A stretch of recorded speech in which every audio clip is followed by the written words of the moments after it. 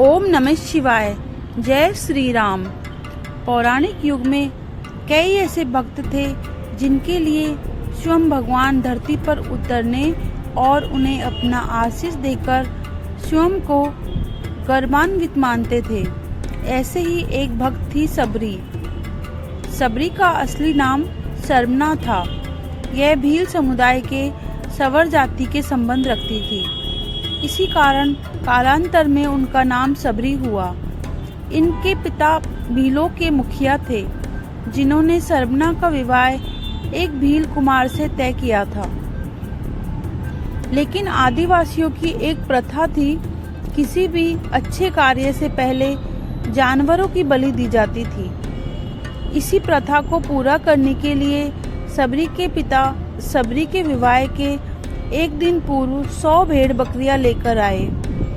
तब सबरी ने पिता से पूछा, पिताजी, इतनी सारी भेड़ बकरियां क्यों लाए हो? सबरी बिटिया, यह हम भीलों की एक प्रथा है, जिसके अनुसार सुबह प्रातः तुम्हें विवाह की विधि शुरू करने से पूर्व इन सभी भेड़ बकरियों की बलि दी जाएगी। अच्छा, मुझे तुम्हारे विवाह के लिए बहुत काम है, मैं अभी आता हूँ। माँ, ये कैसी परंपरा है जिसके कारण बेजुबान और निर्दोष जानवरों की हत्या की जाती है? बेटी, यह प्रथा शुरू से ही चली आ रही है। मेरे विवाह के समय भी ऐसा ही हुआ था। प्रथा के बारे में सुन सबरी को बहुत बुरा लगा। वह पूरी रात उन भेड़ बकरियों के पास बैठी रही और उनसे बातें करती रही। उनके मन में किसी विचारधारा की वह कैसे एक जानवर को बचा पाए। तब एकाएक सबरी के मन में ख्याल आता है, नहीं, मेरे कारण इन निर्दोष पशुओं की बलि नहीं दी जाएगी। मुझे भोर होने से पूर्व मुझे घर से भागना होगा। मैं भली भांति जानती हूँ, अगर मैं इस घर से भागती हूँ तो कभी इस घर में मुझे वापस आने का मौका नहीं मिलेगा। सबरी के माता पिता गहरी निद्रा में सो रहे थे।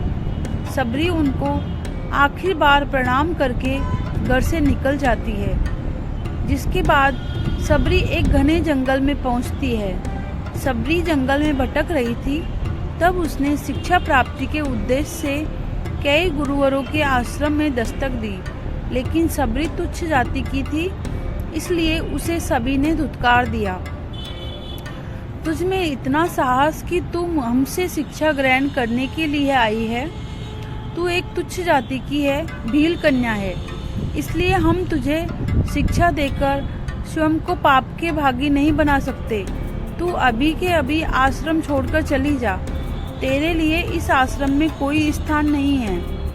ऋषिवर की बातों को सुनकर सबरी शांत भाव से उनको प्रणाम करके वहां से चली जाती है। सबरी भटकती हुई मतंग ऋषि के आश्रम पहुंचती है। प्रणाम मुनिवर। जीती रहो पुत्री, कौन हो तुम? मेरा नाम सबरी है। सबरी ने अपना परिचय देते हुए मतंग ऋषि से शिक्षा प्राप्ति की इच्छा व्यक्त की। मतंग ऋषि ने सबरी को सहज अपने गुरुकुल में स्थान दे दिया। अन्य सभी ऋषियों ने मतंग ऋषि का तिरस्कार किया, लेकिन मतंग ऋषि फिर भी अपने कथन से पीछे नहीं हुए। उस दिन से सबरी ने गुरुकुल के सभी आचरण को आसानी से अपना लिया और दिन रात अपने गुरु की सेवा में लग गई।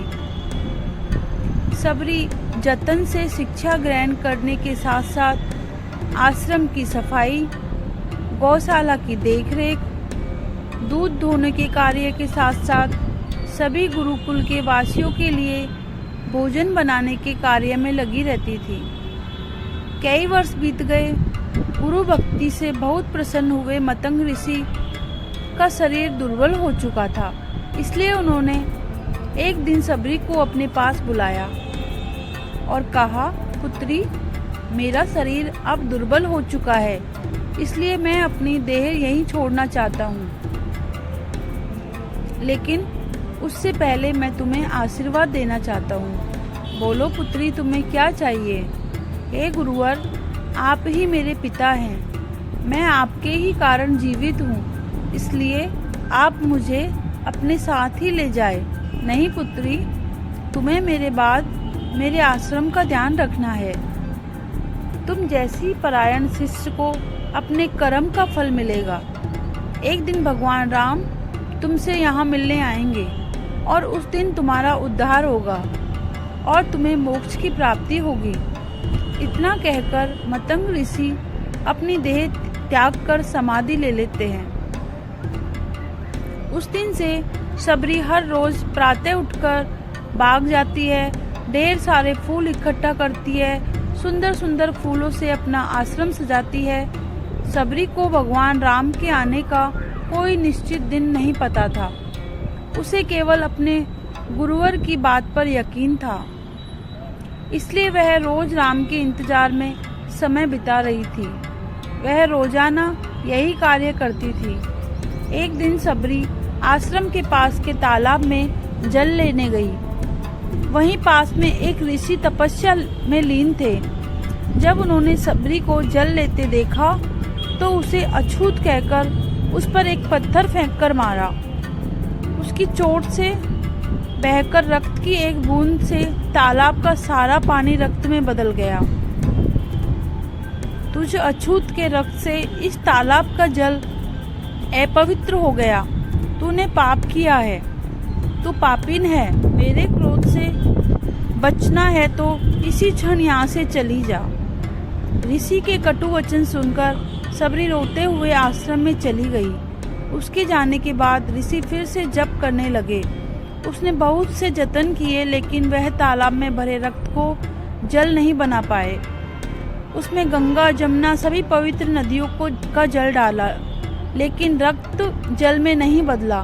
कई वर्षों बाद जब भगवान राम सीता हरण के बाद उनकी खोज में वहां आए, तब वहां के लोगों ने भगवान राम को बुलाया और आग्रह किया कि वह अपने चरणों के स्पर्श से इस तालाब के रक्त को पुनः जल में बदल दें। ऋषि बोले, राम, आप अपने चरणों के स्पर्श से इस तालाब के रक्त को पुनः जल में बदलने की कृपा करें। मेरे इस कार्य से यदि आप सबका भला होता है तो मैं वही करूँगा। ऋषिवर, राम अपने चरणों से स्पर्श करते हैं, लेकिन कुछ नहीं होता। ऋषि उन्हें जो जो कार्य करने के लिए बोलते हैं, राम वह सभी मंत्र उच्चारण करते हैं, लेकिन रक्त जल में नहीं बदलता। तब राम, हे ऋषिवर, मुझे इस तालाब का इतिहास बताएं। यहाँ ऐसा क्या घटित हुआ जिस कारण इस तालाब का जल रक्त में बदल गया? मतंग ऋषि पूरी कथा बताते हैं और कहते हैं, हे प्रभु राम, यह जल इस तुच्छ जाति की सबरी के कारण अपवित्र हुआ है और यह ऋषिवर, यह रक्त उस देवी सबरी का नहीं, मेरे हृदय का है, जिसे आपने अपने शब्दों से घायल किया था। मुझे देवी सबरी से मिलना है, उन्हें हमारे आने का संदेश दीजिए। सबरी राम के आने की प्रतीक्षा में अपनी कुटिया को सजा रही थी। राम का नाम सुनते ही सबरी दौड़ी चली आती है। क्या मेरे राम आ गए हैं? सबरी के राम आ गए। मेरे मतंग ऋषि का कथन सत्य हुआ। मेरे राम, आखिर सबरी का उद्धार करने मेरे राम आ गए। जिनको देखने के लिए आंखें तरस रही थी, वह प्रभु श्री राम आ गए। सबरी मेरे प्रभु राम कहती हुई जब तालाब के पास पहुंचती है, तब सबरी के पैरों की धूल तालाब में चली जाती है और तालाब का सारा रक्त जल में बदल जाता है। तब भगवान राम कहते हैं, देखिए ऋषिवर, आपके कहने पर मैंने सब किया, लेकिन यह रक्त सबरी के पैरों की धूल से जल में बदल गया। राम की बातों को सुनकर ऋषिवर को अपनी कथन पर बहुत गिलानी होती है। सबरी जैसे ही भगवान राम को देखती है, उनके चरणों को पकड़ लेती है और अपने साथ आश्रम लाती है। उस दिन भी सबरी हर रोज की तरह सुबह से अपना आश्रम फूलों से सजाती है और बाग से चक चक कर सबसे मीठे बेर अपने प्रभु राम के लिए चुनती है। वह पूरे उत्साह के साथ अपने प्रभु राम का स्वागत करती है और बड़े प्रेम से उन्हें अपने झूठे बेर परोसती है। यह मीठे बेर आपके लिए बाग से लाई थी, आप ग्रहण कीजिए, मैं आपके लिए जल लाती हूँ। भगवान राम प्रेम से बेर खाने के लिए उठाते हैं। तब लक्ष्मण उन्हें रोक देते हैं, भैया यह बेर झूठे हैं, क्योंकि यह बेर इन्होंने चक्कर दिए हैं। लक्ष्मण, यह बेर झूठे नहीं हैं, क्योंकि इनमें माँ सबरी का प्रेम है। इतना कहकर भगवान राम बेर प्यार से खाने लगे। भगवान राम ने जाते हुए सबरी माई से कहा, माँ आप मुझसे जो चाहे वह मांग सकती है। प्रभु मतंग ऋषि के कहने पर मैं आज तक सिर्फ आपके दर्शन के लिए जी रही थी। अब आप मुझे मोक्ष प्रदान कीजिए। मैं अपना शरीर आपके चरणों में त्यागना चाहती हूँ। और उसी क्षण सबरी ने अपना शरीर त्याग दिया। भगवान राम ने अपने हाथों से उनका अंतिम संस्कार किया और सीता माँ की खोज में आगे बढ़कर इस तरह से ऋषि मतंग की बात सच साबित हुई और सबरी को भगवान राम के दर्शन भी हुए। तभी से भगवान राम को सबरी के राम भी कहा जाने लगा। जय श्री राम।